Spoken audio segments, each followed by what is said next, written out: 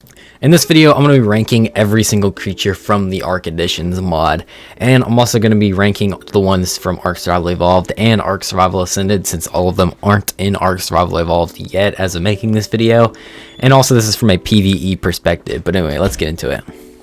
And number 11 is the Cryolophosaurus. I feel like I should also mention, like, half of the ranking is based on like usefulness in the game, but also I'm just ranking them on how much I like them as a creature and in addition to the base game itself. So it's not entirely based on how useful the creature is, but for the Cryolophosaurus in PvE, I don't really have much use for it. The Frost Breath is kind of fun to mess around with. It is really hard to tame though, but you know, I guess it's not. A lot of the creatures in this mod are quite difficult to tame.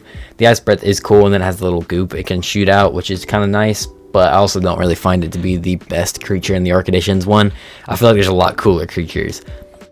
And number 10 is the Seaonus, and the first of the creatures on this list that's actually been put into the base game so far.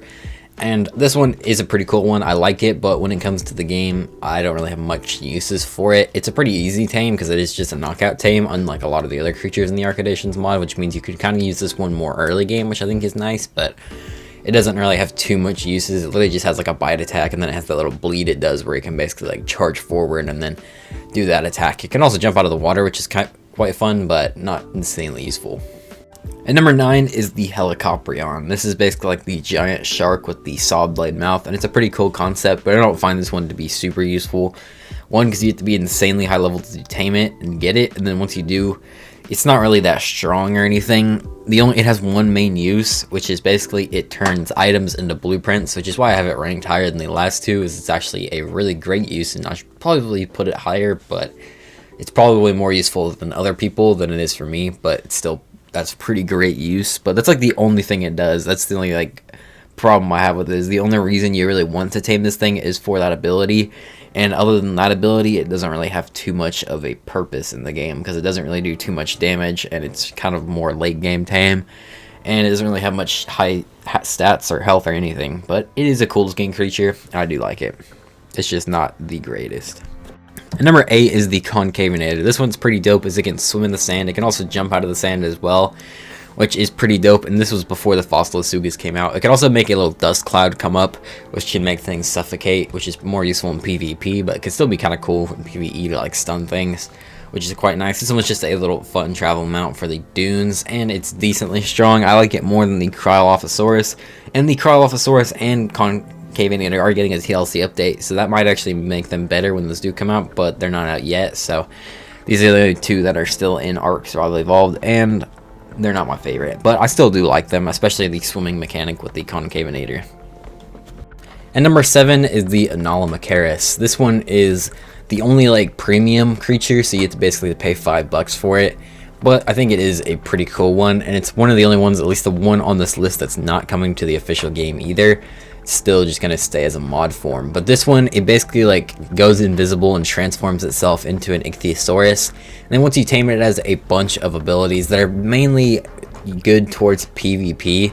I feel like they're not as useful in PvE. It basically has like a bunch of different venoms you can put it on, and they're doing a ton of different abilities. I'm not going to go super in depth on all of its abilities because it has quite a lot of them, but basically you can like upgrade which venom you want. So there's like 3 different types, and you could upgrade that one specifically to kind of make them specialize in certain attacks and stuff, which I think is a really cool and unique ability, but still it's more useful for PvP. I do love the design of it, and the animations are great, which is another reason why I have it higher than the other things, is I just think it is a really well done creature, which is kind of like half of the reasons why I have these things ranked. But yeah. And number 6 is the Aralon.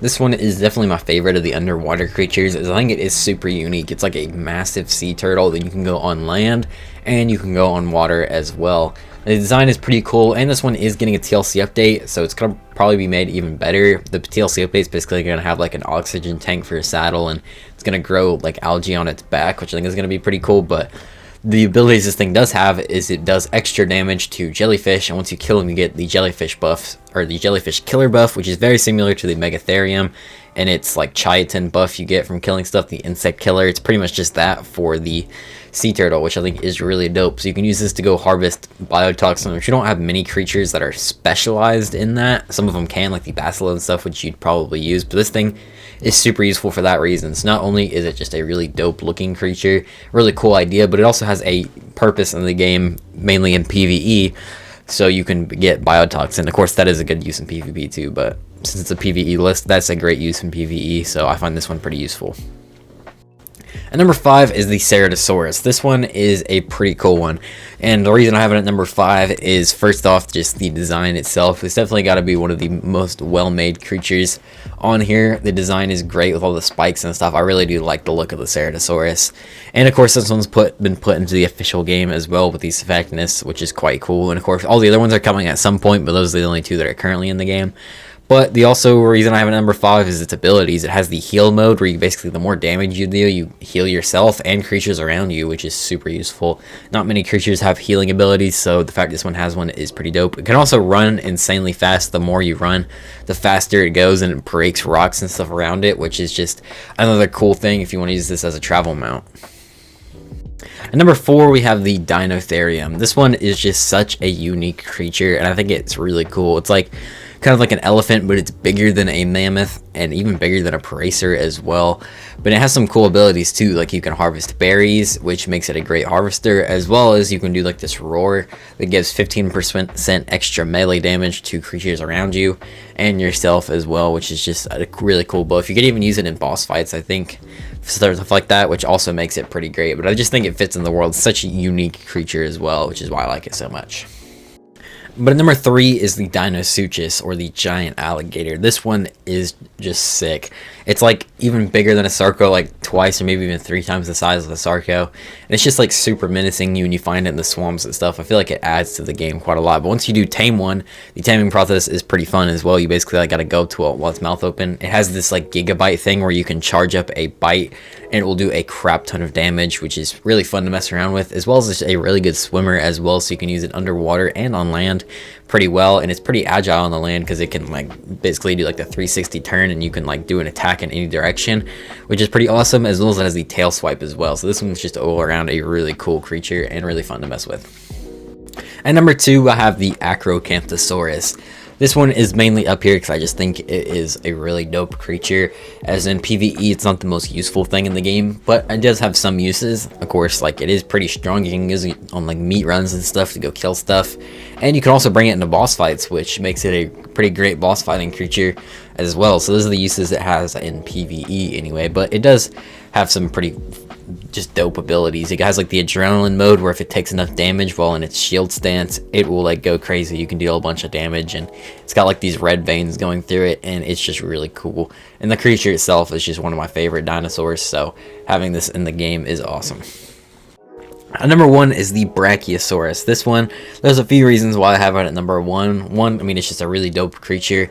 I've always wanted a Brachiosaurus in the game, so having this one in a mod form is pretty dope. And of course, we're getting it in official at some point, which is also really cool to hear. But the abilities are super useful in PvE, like the harvesting mode.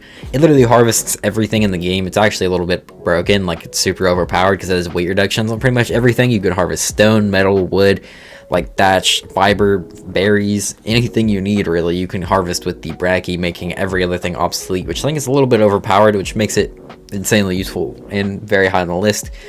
But also it has the roar it can do, which can scare things up to the size of a giga, and the stomp ability does like 10,000 damage, so you can annihilate anything, which so this is easily like the best of the Arc Edition's creatures, in my opinion.